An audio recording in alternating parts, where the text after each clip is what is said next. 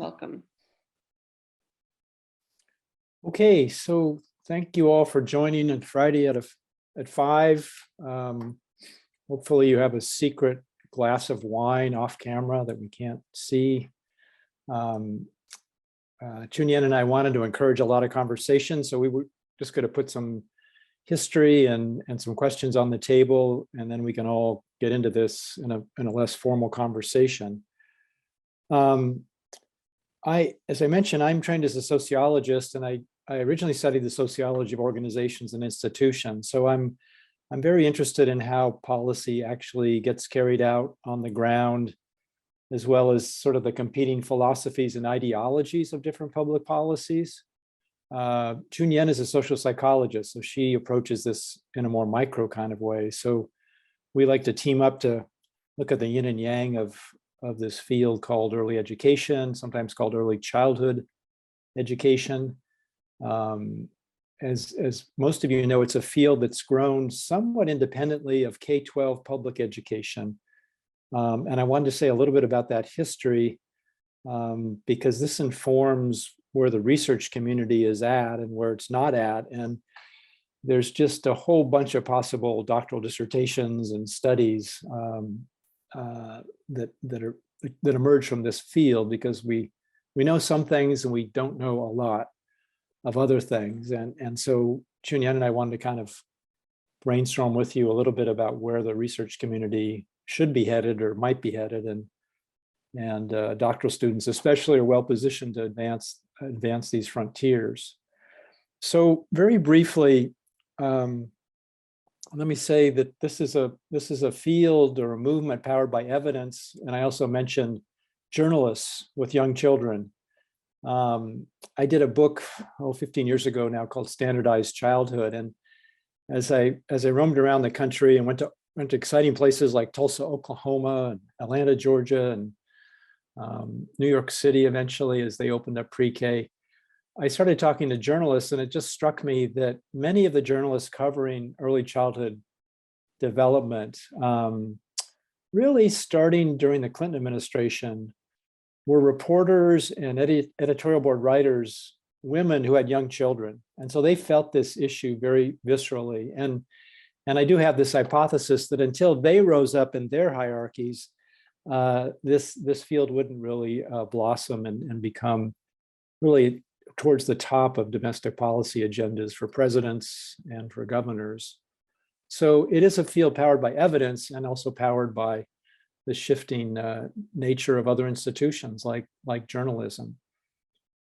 The roots of this came from what was called the child study movement, which began in Iowa, of all places, in the 1930s. And there were early psychologists like Kurt Levine who began systematic ways of observing infants and toddlers. And this work is kind of fun to study because these guys were obsessive Protestants, and not so much in Levine's case, but these guys were obsessive scientists who wanted to observe every little motion and utterance of infants and toddlers. And they did this in a very detailed way. And it was important because in two ways. One, it led to this notion that kids are agencies of their own development. The kids have this natural curiosity and desire to kind of master and feel competent in their environments. Jean Piaget had talked about this in his work in Switzerland, but the child study scientists were the ones that really detailed how kids play, how kids search out new knowledge, how kids try different words and get responses to that vocabulary. And they're scientists in the crib, as Alison Gopnik says in our psych department.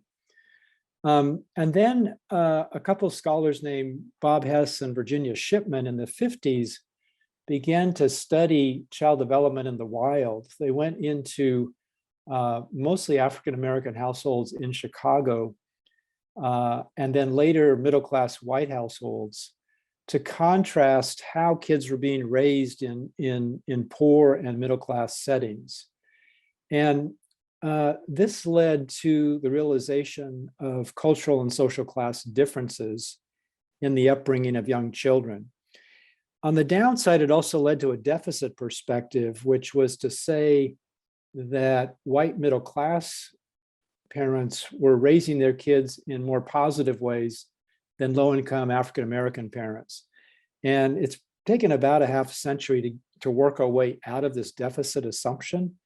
But these studies remain important because not only did we now understand that kids were agencies of their own growth through their curiosity, through their desire to feel efficacious, but we also then had some empirical basis to understand why kids were starting school-based settings already behind. Why did Black and brown kids or poor white kids in the Appalachian Mountains, why were they starting out school with smaller vocabularies, less facility in oral language, kind of less assertive behavior in terms of asking questions of adults? These were different culturally situated ways in which young kids were being raised. And that led to Head Start. It led to a lot of initial federal attention to what was called remediation, or the old phrasing of this was quite eye-opening in retrospect. There was conversation of cultural deprivation, that Black kids, Latino kids, Asian heritage kids were deprived of a healthy and more proper upbringing. So there originally was a lot of ideological philosophical baggage with this perspective, but it did lead to a lot of policy interest in how could we narrow these early disparities in development? How could we take into account cultural difference, but also look at universal outcomes like child and maternal health, early childhood obesity, things that weren't so culturally situated. So it's a complicated history, and the historiography of this is still debated, is still being debated, but it did lead to a lot of policy interest in the early 60s. Head Start was created in 1964 as part of the Civil Rights Act. By the 1990s, you had even Republicans expressing concern with this. In the 1988 campaign between Michael Dukakis, the governor of Massachusetts, and George H.W. Bush, they had dueling national child care proposals. And when Bush won that election in '88, he did advance a national child care program, which became the Child Care and Development Act, which still provides California probably $2 billion a year for child care programs.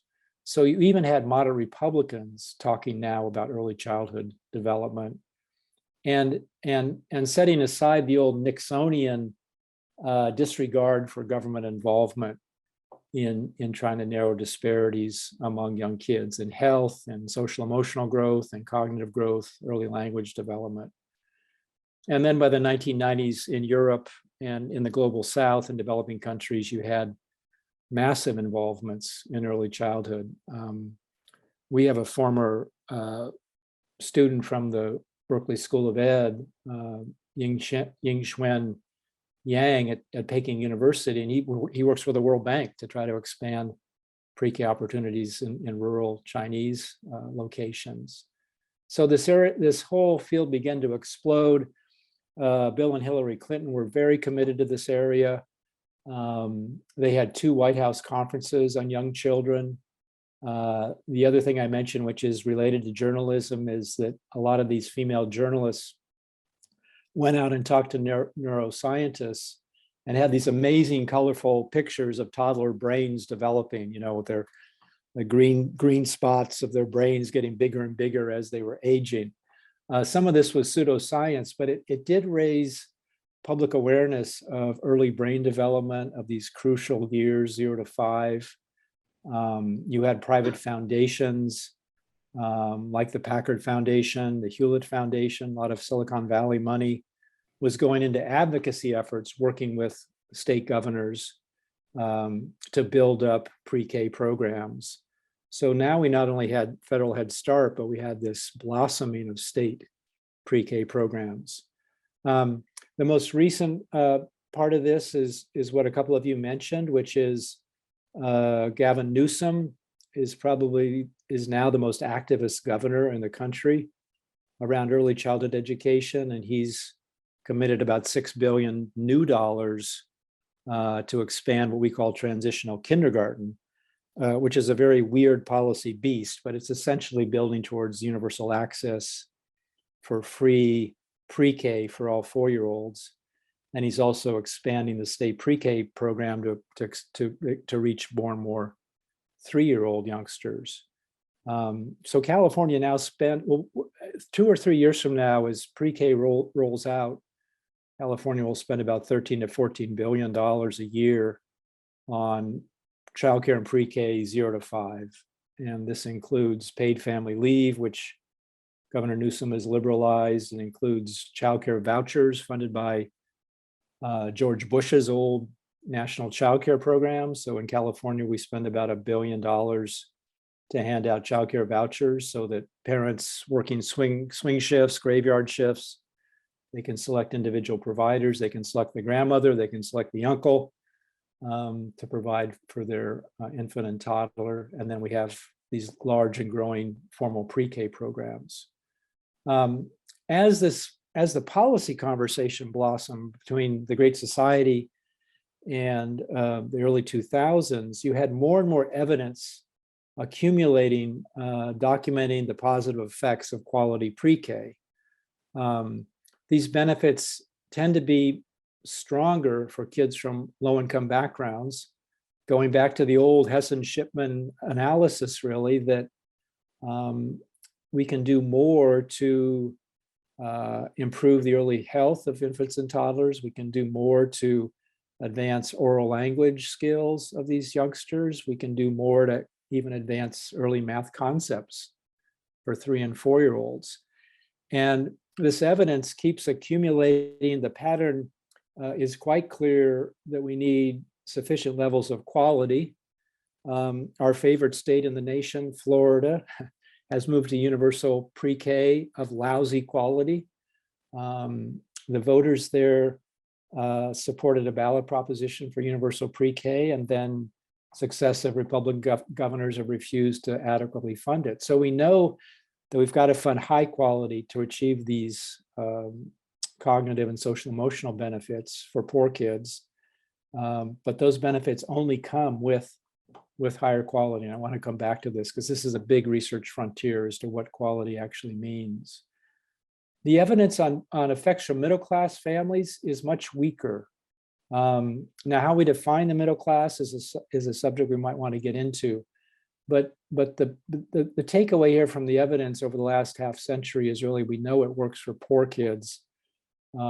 It's not clear how it operates to lift middle-class kids. Okay, now where are we in terms of empirical frontiers, and where should you all, you bright and energetic PhD students, where should you guys be going to advance these frontiers?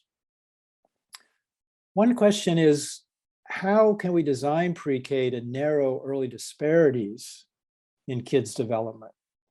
So you listen to governors or mayors, and there's a lot of rhetoric, there's a lot of pro-equity, social justice rhetoric around this, but it's not clear empirically that universal programs are going to narrow early disparities. It may be that as we expand universal access to pre-K, it may be that middle class and upper middle class parents are quick to go into this, and it may be that this intervention could actually widen disparities. We've been doing work in New York City for the past 5 or 6 years and have a couple of papers out now showing that as Mayor de Blasio, Bill de Blasio, really boldly and rapidly expanded pre-K for 4-year-olds in New York, it turns out that centers are of higher quality on observational measures. Centers are of higher quality when they're situated in white and Asian heritage communities. Pre-K centers in predominantly Black and Latino communities display lower quality.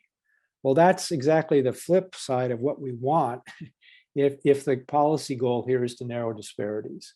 So there's a lot of empirical work to be done here in terms of how policies are rolled out, what the implementation looks like, and can we deliver on this promise of really narrowing inequalities as kids, before kids enter kindergarten. As I mentioned before, there's a question about what elements of quality, what classroom practices advance kids' development. A lot of work on class size, staffing ratios. For the California State Preschool Program, you need an adult for every 8 kids in the classroom. But for transitional kindergarten, you only need an adult for every 12 kids in the classroom. So a much thinner child staffing ratio. We know those ratios make a difference on kids' development. We're learning more about the arrangement of classroom practices, how teachers variably get kids around the table working together on early language development or math concepts. But some of these practices, we don't quite have an empirical basis to what's working inside pre-K classrooms. We know that the effects of pre-K tend to fade out by the 5th or 6th grade, unless poor kids, low-income kids, go into higher quality elementary schools. So again, there's this big challenge in the field now of how does the dosage effect, so to speak, how does the punch behind pre-K, how can it be larger for 3 and 4-year-olds, or how can we sustain that advantage as youngsters move into elementary school? And that question ties into how do we define quality? What are the elements of quality that are paying off most for kids? Institutional features. As some of you probably know, there's a lot of debate in the field as to who should offer pre-K. Kindergarten and pre-K really grew out of the 19th century when concerned women, progressive women, began to create pre-K centers, and sometimes having to charge parents money and tuition. From the Great Society forward, the federal government has heavily subsidized nonprofit organizations, church groups, girls' clubs, all sorts of nonprofits, mainly in low-income communities, to run pre-K programs. And some of these have been doing it for 120, 130 years. Well, now the politics around pre-K is leading to expansion of pre-K in public schools. And that's in part maybe for 2 reasons. One is organized labor has gotten behind pre-K big time. So Governor Newsom's been able to put billions of new dollars into pre-K because the California Teachers Association has jumped on this bandwagon, and they have a lot of political clout, and for all the right reasons, mostly the right reasons, I would say, they're now backing pre-K. But that means more of the new money is going into public schools, not going into community-based nonprofits. And that's a controversial topic. It's also a big empirical issue because we really don't know whether nonprofits are offering higher quality or doing things inside classrooms that prove to be more effective, or whether vice versa, public schools are providing higher quality care. The other big advantage of moving into K-12 is that if you're a pre-K teacher with a credential and you work for Berkeley Unified, you make about 60% more than if you're a Head Start teacher working in Berkeley with the same children. So this, as a labor policy, moving money, pre-K money into public schools is probably a good thing, because we have so many women of color in the pre-K sector with strong skills, but because of low financing in the nonprofit sector, they can barely make a livable wage. Now with that experience, they can move to public schools and make a lot more money and be recognized for the important professionals that they are. So this third bullet is a nettlesome issue, and one that needs a lot of empirical attention. And to transition to Chunyan's work, we know very little about the well-being of pre-K teachers and classroom assistants.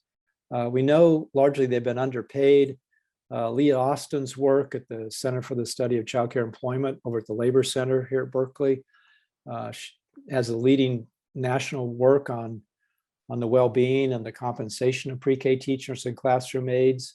But we don't know what sources of stress they're facing. Now is there more and more they're teaching in public schools? Are they recognized by their principal? Do they have a peer group and a sense of camaraderie with elementary teachers? Or is the pre-K world so separate historically that these teachers now are isolated in public schools? So Chunyan, I'm going to turn it over to you. And this is kind of a nice transition because you're doing some of the leading work on this area. Take it away. Thank you so much, Bruce, for such an informative introductions and orientations to help us to understanding the history of this long history of this initiative. And originally I was not sure like how many of us will show up and what kind of conversation we get into. So I kind of prepared a few slides about some of the empirical evidence that has been showing from the literatures, but I was hoping that this conversation really thinking about, especially like for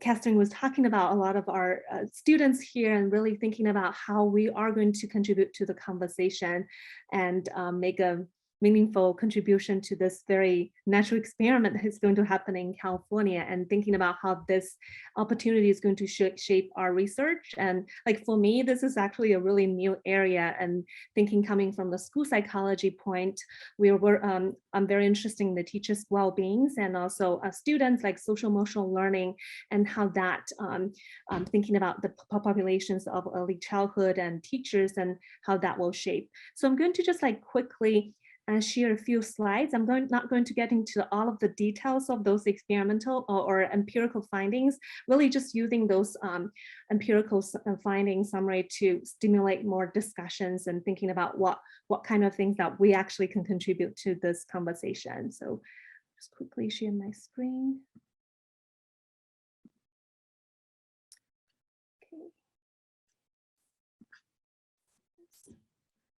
Okay. So I'll get back to that teacher well-being question that Bruce has been mentioned about, but one of the points that Bruce has mentioned about this quality, right? Like we have a lot of discussion in the literature, and so I'm going to jump into that. I think that was really one of the central question that around early childhood education. So when looking at literature, there's a lot of discussion about what constitutes quality, and one of the very important theoretical perspective, thinking about quality from a more this multidimensional perspective, and thinking about quality from the structure of the preschool or classroom settings, but also thinking about the process. So the instructional quality, which including some of the features of the center classroom, how they designed and configured it, but also the process, which is the nature of the teacher-child interaction, as well as instructional quality. I think that is one of the most predictive domains for children's outcomes when we are assessing the effectiveness of early childhood or pre-K programs, looking at how children to what kind of content that children are exposed to, and the pedagogies or the practices teachers use to stimulate that cognitive development. So from the research, there has been some research showing this quality gaps that found among this pre-K programs between those lower SES minority students, like Bruce mentioned, comparing to the counterparts. But there's still a lot of, from what I read, is that there's a lot of mixed findings in terms of what kind of how those quality were assessed, and also what the differences of this quality among different type of programs, whether they are located into the community-based organizations or in the more of the public schools. So from the literature, there's a lot of discussion about the program has been implemented in the New York cities and also Boston's, from those evidence showing that public school classrooms demonstrate higher scores on some of the indicators of the process or instructional quality compared to the community settings.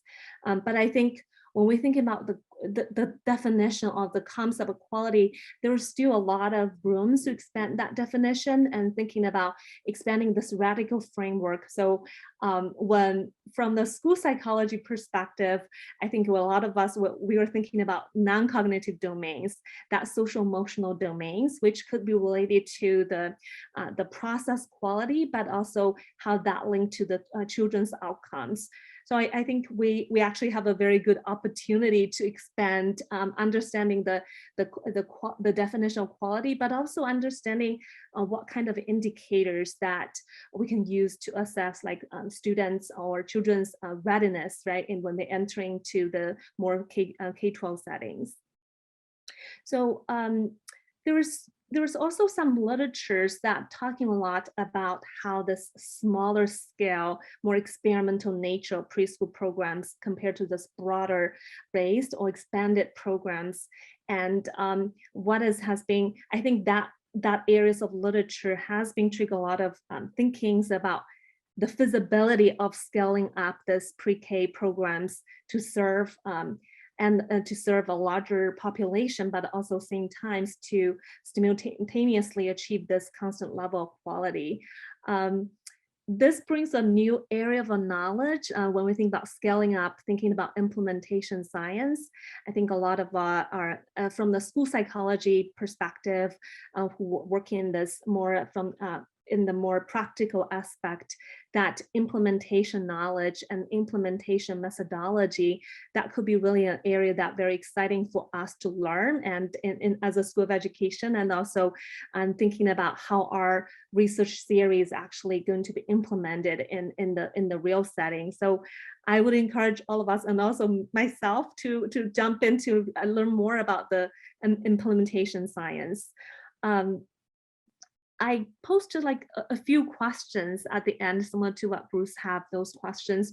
But for me, as some new learners in this area, I'm really curious, and also for as many other students here as well, to thinking about what questions that we have about. I know we have a lot of informational question about what does UPK means, policy-wise implementation procedure, but what kind of research question that we have around this topic, and how do we make that contribution, and how do we connect our own research agenda and our research interest to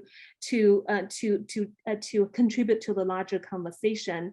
So one of the thinking, like for me, I'm very interested in risk resilience and very interesting thinking about teachers' well-being and students' well-being. So one of the areas that has been kind of pondering around is thinking about kids who are coming from a very different background, especially who are being exposed to adverse childhood risks, and thinking about those trauma experiences.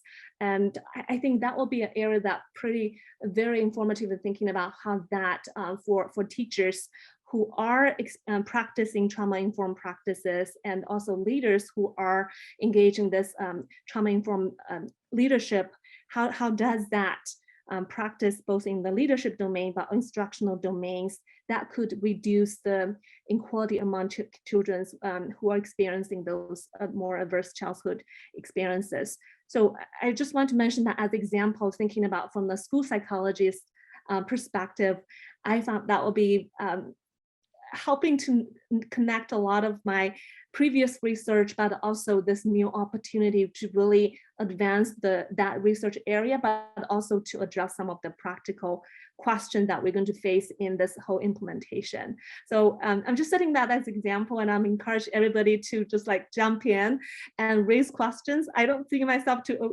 able to address all the questions, but I think this will be a very great conversation for us to think about building this community and learning together, and how do we all kind of like learn this new knowledge and engage conversation and thinking about potential collaborations. So I'm going to open this to everybody in terms of questions. And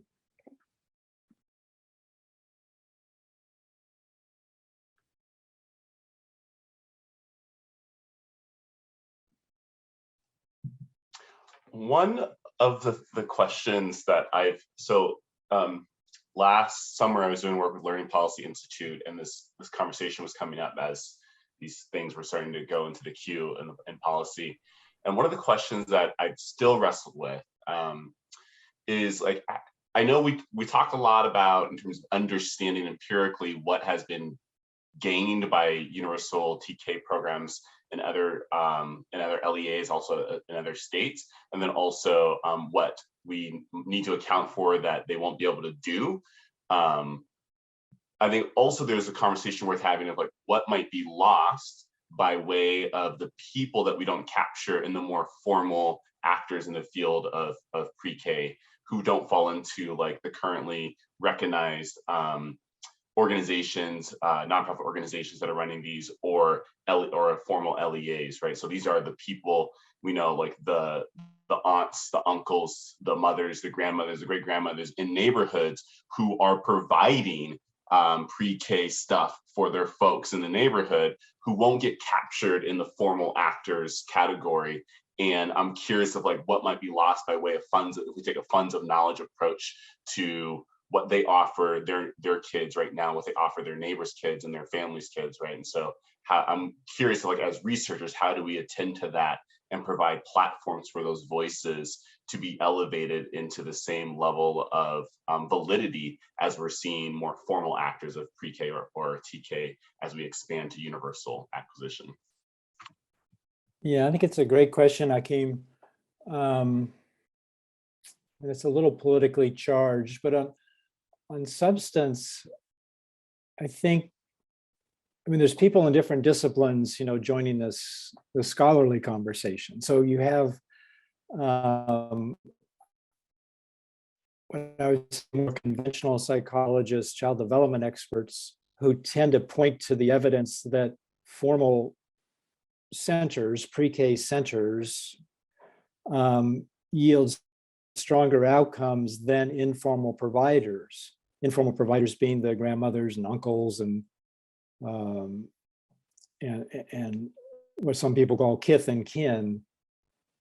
But the child developmentalists, I would say, have been slow to understand the funds of knowledge or the cultural situated nature of child development. So their measures are fairly secular or fairly cultureless, in terms of looking at language development or math concepts, things like that. Whereas there are other disciplines like cultural psychologists who philosophically value much more of the culturally situated dynamics that you're describing. And so you've got people in these different disciplines that spotlight different facets of child rearing. The second point I'd make is that you've got weird bedfellows in this field. So you've got anti-poverty groups in Sacramento who love childcare vouchers because it's a very efficient income transfer process. And in California, if your aunt doesn't have a criminal record, you can get a voucher of about $15,000, $16,000 a year to pay your aunt to provide childcare. And anti-poverty groups really embrace that because it's a very direct income transfer into a poor family.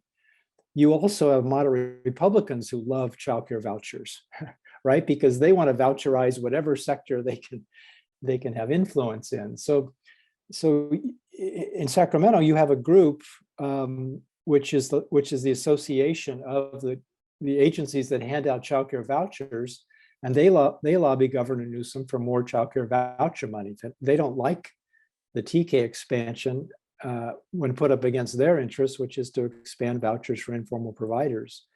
So on the one hand, you've got scholars from different disciplines arguing about how can we learn about these different kinds of childcare providers, and on the other hand, you also have these quite well-organized interest groups that are pushing for different forms of childcare and pre-K. And it's a complicated field on both the scholarly side and the political side.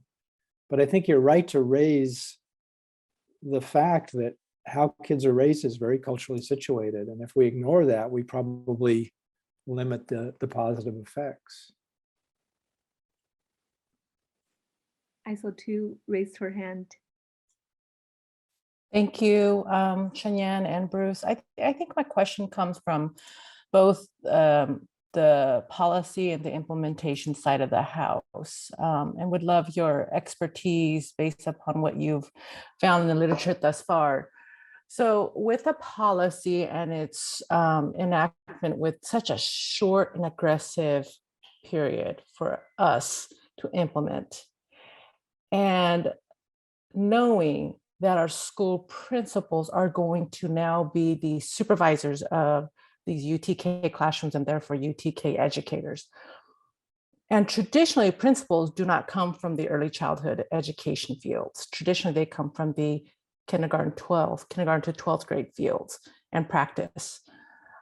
What would, if you had a room full of principals who have been informed they are going to be opening UTK classrooms come fall, what advice would you give them when they are doing two things that are critical right now? Hiring of their transitional kindergarten teachers for these new classrooms, and the monitoring, support, and feedback they will need to be giving these teachers and instructional assistants in the upcoming year.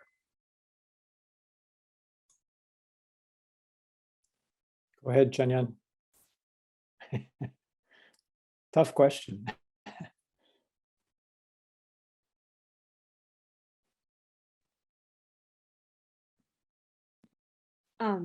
I was just trying to think about the conversation that happening in those community practice settings that we talk about, and also the recent webinars that happening at GSE in terms of for teachers. One of the hiring piece, I was just thinking when looking at literature, there's much less looking at leaders, right? Like directors of childcare providers, and then but there, from the New York City's expansion, there has been a lot of work looking at teachers confusions or struggles and trying to understand what is the children's experience looks like in the more less academic focused settings, but more focused on social emotional settings. So I'm just thinking about how that how do they find those for the principals or the school leaders? How do they find the teachers are more responsive to that type of needs? When they're working with children are younger and also have more social emotional needs or culture, like thinking about there has been more kids coming from different language background, so that type of capacities and also the professional skills preparation, I think that will be a key considerations of thinking about hiring qualification beyond this formal credential background, right? So I think that will be something come to my mind. And Bruce, do you have any other thoughts in thinking how would that culturally competent? Yeah. Well, yeah, the role of the principal is super crucial. I might ask Aja to join, not to put her on the spot, but Aja's helping to direct a new leadership training effort, which you might have heard of already, that the CDE is funding at Berkeley. I mean, one thing which seems very important is that principals understand kind of the different philosophical and pedagogical history of early childhood, right? That it's not didactic delivery of learning standards for third grade math. Right. It's really trying to create environments and participatory activities where kids can explore their curiosity. Kids can be talking with each other about, is this a set of 3 or a set of 4? You know, it really is a fundamentally different approach to how we create activities environments inside classrooms. And I know Aja and others, we're trying to figure out, like, if we had a 12-minute module for principals, what would we tell principals to look for in a pre-K classroom? Like, what are the 4 or 5 things that would indicate a high-quality pre-K classroom for 4-year-olds, which might look a lot different than a 4th grade classroom. So there is, I think there'll be some training activities out there pretty quickly to try to help principals. And on the hiring side, that's going to be a tough one because, as you know, districts with a declining enrollment are going to have a lot of 6th grade teachers, 7th grade PE teachers, you know, a wild array of incumbent teachers who now are looking for TK jobs.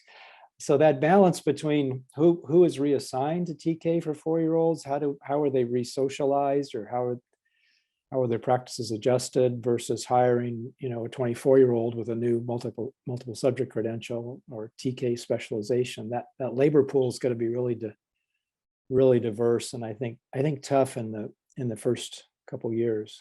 Aja, you want to join in on this? Because Hey, everybody. I think we are in a position now to really start engaging leaders in dialogue around some of these major issues. And so I watched a group of site administrators and leaders from across the state talk about some of the small things happening in TK and barriers.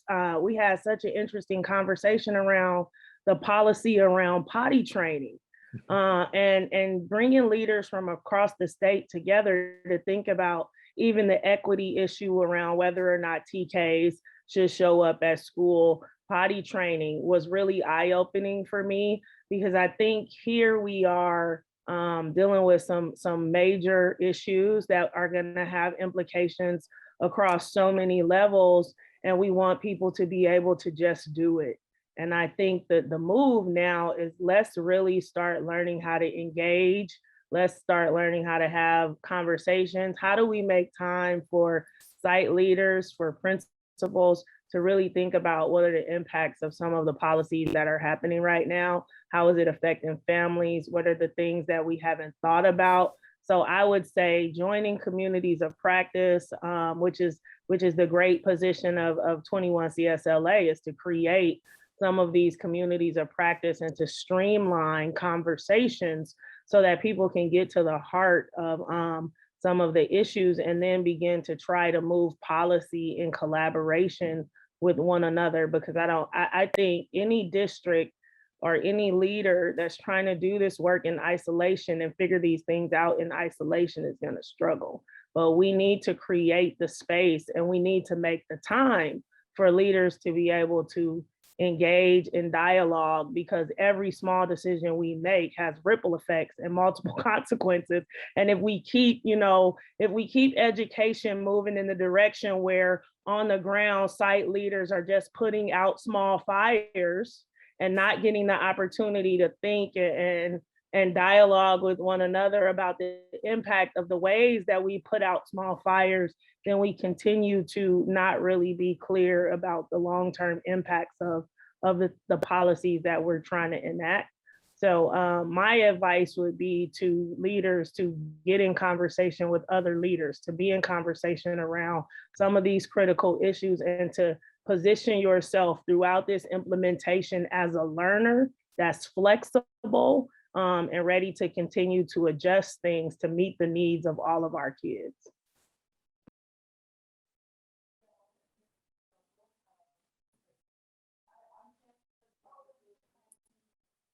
I think the other thing that, and Chunyan's been doing work on this in San Francisco Unified, is our principals and elementary teachers kind of embracing the new TK workforce. And maybe you get some collateral support from kindergarten teachers who may belong to the Early Childhood Association or the National Association for Young Children. So, I mean, to Asha's point, yeah, we want to embrace these new TK teachers and make them feel like they're part of the elementary school, the full site, that they're not just weird isolated add-ons to the organization. That seems super important. Yeah, to add on that, I was thinking about in terms of the trainings and support that leaders need. Not only they need the support for how they can support students directly, but also how they can better support teachers, right? Like when working with them to support their social emotional needs. When we're thinking about this new teacher or new group of teachers working with younger kids, they are going to have experienced a lot of adjustment. And also when they are working with kids that might experience higher risk, and that brings a lot of thinking about secondary trauma stress or beyond just like typical job related stress. So I think that area, like that well-being, could be another important area in terms of training and support. How do they working with the peer teachers to be more effectively support students? And there's like this high multi-level linkage around the principals and teachers and students. And also thinking about another areas of thinking about when working with parents, because when thinking about the younger populations, there's so many factors around home that's going to be impact students' performances, especially for those 4-year-old, 5-year-old. So to really understanding their family dynamics and to understand how they can collaborate with family effectively and to engage families into this parental involvement in the school or communication, that will be like a whole new area compared to working with K-12 middle school, high school population.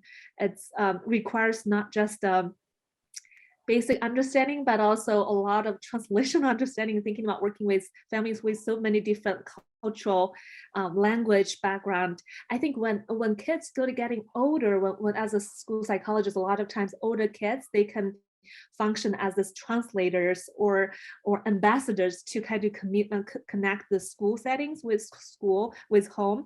But for younger kids, they actually doesn't have that kind of ability. So parents or teachers or leaders actually need more initiative and need more strategies to really reach out to the families. So I think that will be another area to really critical. And a lot of our students, when I talk to my own students, some of them are interested in homeschool engagement, homeschool partnership, and I see this as a great opportunity to really thinking about advance or the research area as well.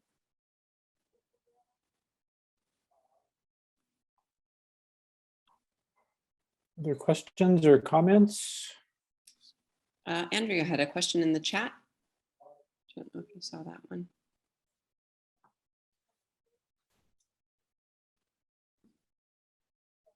Yeah, I was just wondering about,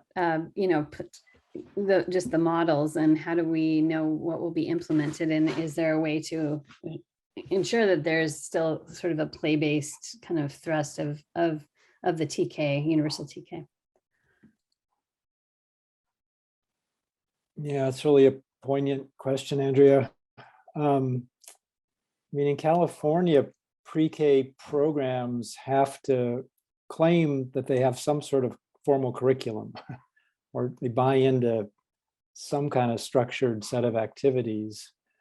And I think a big question is, does that regulatory pressure start to look more and more like K-12? I think that's a worry.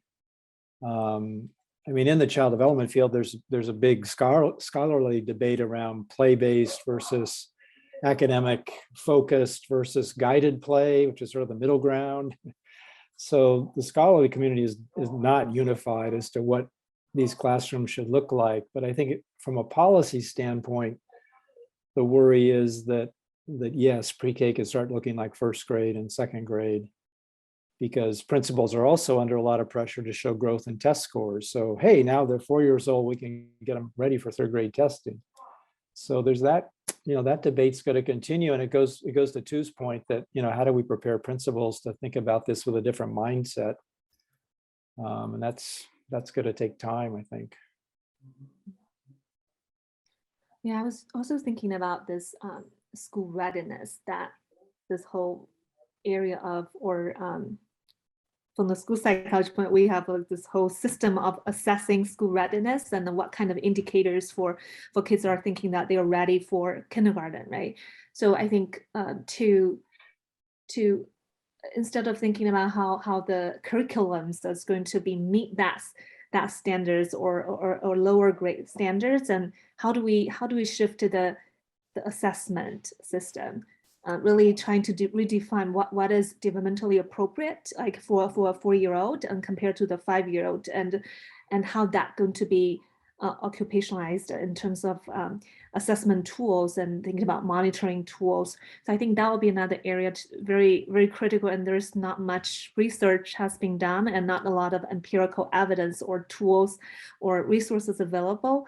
So how do we expand that understanding and redefining and re-serializing this readiness? Like when we think about a 4-year-old readiness, what does that mean compared to the 5-year-old? I think it's also worth investigating our parents' expectations of us. So we will have this new batch of 4-year-olds that will now become part of our TK-12 culture. And I think some questions I might have is, what do our leaders, our principals, our district leaders, our family and community engagement offices, our curriculum instruction department, and our researchers need to do to empower, support, and teach our parents about what's developmentally appropriate for preschool classes, UTK classes, because one of my greatest fears is that the same parent who now has a TK student is expecting the same delivery of her or his child in the 6th grades.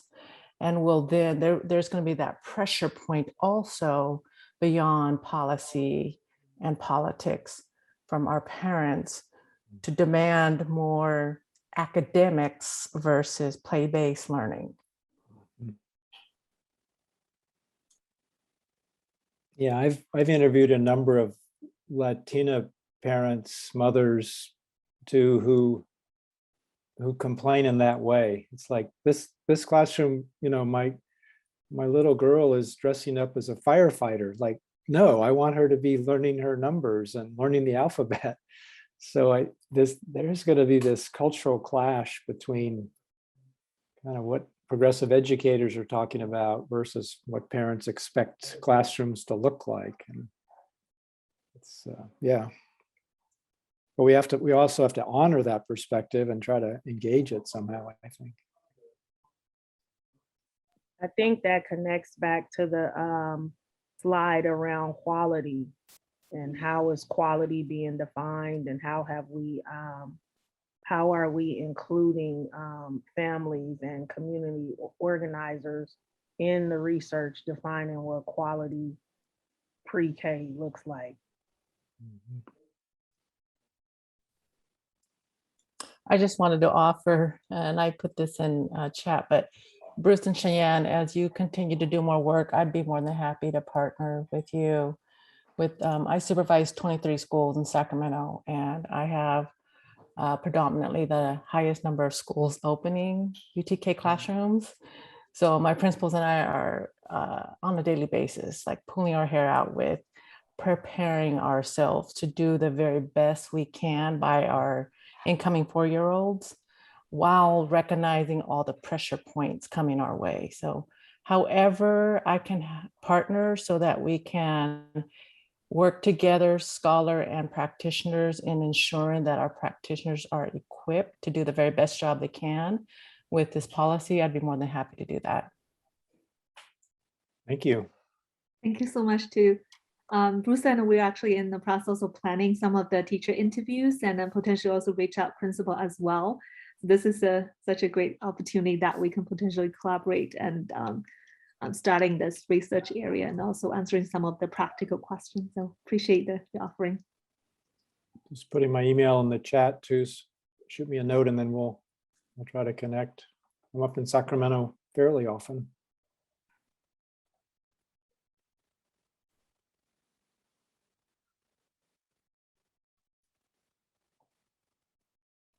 And the opportunity for last comments before we close out and let any of you who are actually in San Diego get to maybe grab some dinner before you go on with the rest of your evening.